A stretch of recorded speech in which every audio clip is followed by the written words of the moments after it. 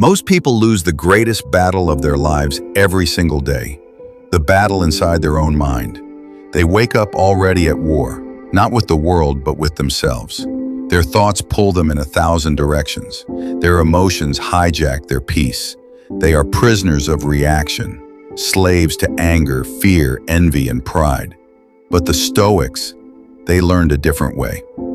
They discovered that the highest form of power is not control over others. It is control over oneself. You cannot stop the world from provoking you. You cannot stop people from misunderstanding you. You cannot stop life from testing you. But you can decide whether you remain calm or collapse. Today we explore how Stoicism teaches you to control your emotions before they control you, and how that control becomes the foundation of peace, strength, and unshakable power. Stay till the end, because the last lesson ties every piece together. Let's begin. 1. The nature of emotion. Emotion is not the enemy, it is the messenger. The Stoics never taught us to suppress emotion. They taught us to understand it. Seneca once wrote, "We suffer more often in imagination than in reality." What does that mean? That emotion is not always truth. Emotion is like the weather. It changes, it passes, it stirs the surface. But the sky beneath remains still. You feel anger because something you value feels threatened. You feel fear because your mind imagines loss. You feel sadness because you are attached to what has changed. To control emotion is not to deny it, it's to question it. Ask yourself, is this emotion helping me or harming me? Is it guiding me toward wisdom or dragging me toward destruction? Most emotions come and go like waves. You are the ocean beneath them. Stay still and let them pass. This is the beginning of self-mastery. 2. Observe, don't absorb. Greater than, you have power over your mind, not outside events. Realize this, and you will find strength. Marcus Aurelius. Marcus wrote those words while facing betrayal, war, and plague. Yet even as an emperor, he understood, the only kingdom that truly matters is the one within. Observation is the first step to mastery. When anger rises, pause. When fear whispers, listen, but do not obey. When sadness comes, allow it, but don't let it take the throne. Imagine yourself from above, watching your body react. Don't say, "I am angry." Say, "Anger is present." That small shift changes everything. It separates you, the conscious self, from the chaos of the moment. Every emotion tries to pull you into its gravity. Observation is how you stay in orbit, balanced, calm, aware.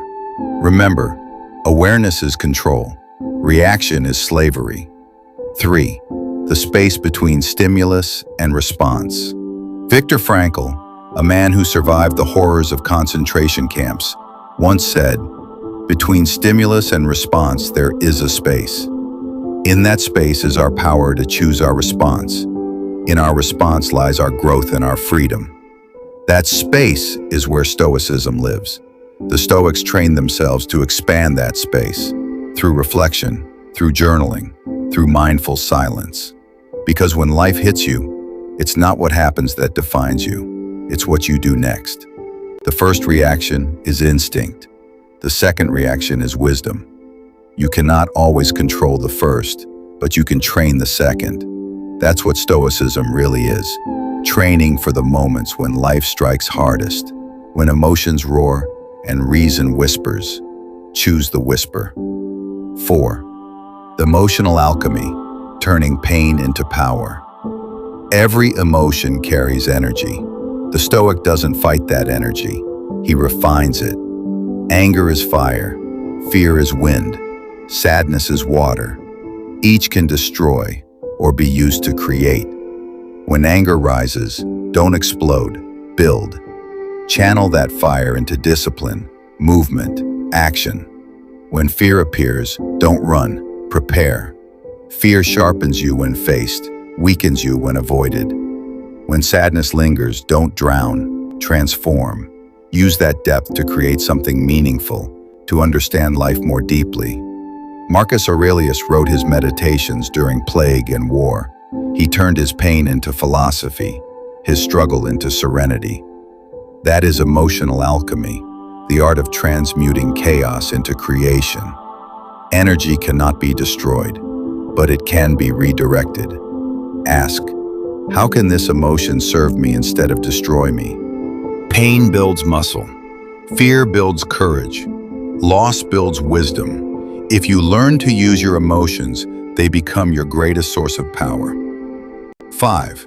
Mastering the inner dialogue. Every emotion begins with a thought. If your thoughts are chaotic, your emotions will follow. The Stoics practice what we now call cognitive reframing.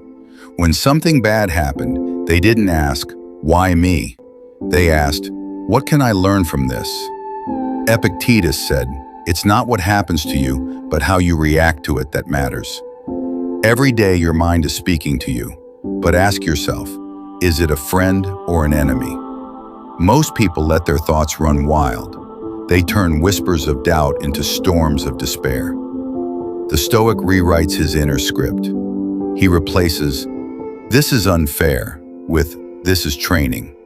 "This is painful," with "This is temporary."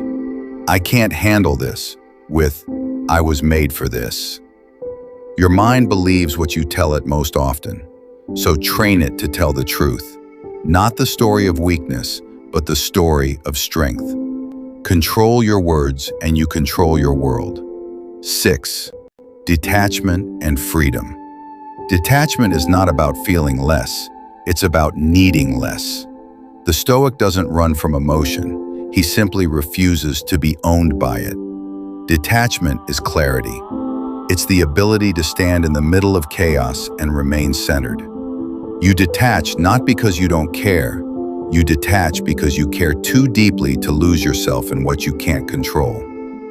When you stop needing others to understand you, when you stop needing every plan to go right, when you stop needing approval, that's when you become free. Freedom begins the moment you stop begging life to be easy, because peace doesn't come from control, it comes from acceptance. The Stoic accepts what he cannot control, acts wisely on what he can, and remains calm through both. That is real strength. 7. Training the Stoic mind. Control is not a gift, it's a discipline. No one is born calm. The Stoics train for it. They practiced morning reflection, preparing their mind before the day began. They practiced midday awareness, observing their emotions as they arose. They practiced evening journaling, reviewing where emotion conquered them and where they conquered emotion. You can do the same. Start simple. 10 minutes of silence each morning. Write down what triggers you and why. Reflect before sleep. What emotion ruled you today? And meditate on mortality. Remember, time is short. Most problems shrink when seen through the lens of impermanence. The mind becomes calm through repetition. You cannot simply read about peace. You must practice it. Control is a muscle. Train it daily. 8. The storm within. There will be days you lose control, when anger wins, when fear overwhelms, when your old habits take over again. The Stoic doesn't hate himself for falling. He learns why he fell. Every emotional failure is feedback. Every outburst is a teacher in disguise. Ask, what was I protecting? What fear controlled me? What can I do better next time? Self-mastery isn't perfection, it's progress. The storm will always return, but each time, you'll stand a little stronger. Each time, you'll fall a little less. And one day, you'll realize, the storm never left. You simply became the calm at its center. And here comes the most important one. The world will test you, people will betray you, plans will fail, life will hurt, but your peace will depend on one question. Will you react or will you respond? The greatest victory will always be within, because when you control your mind, the world cannot shake you. Remember this, observation brings awareness, awareness brings choice, choice brings control, and control brings peace. When you master your emotions, you master your life. If this message spoke to your spirit, type in the comments, "I choose control." Subscribe to Stoic Mindset for more wisdom from the ancient masters, because the one who conquers himself conquers everything.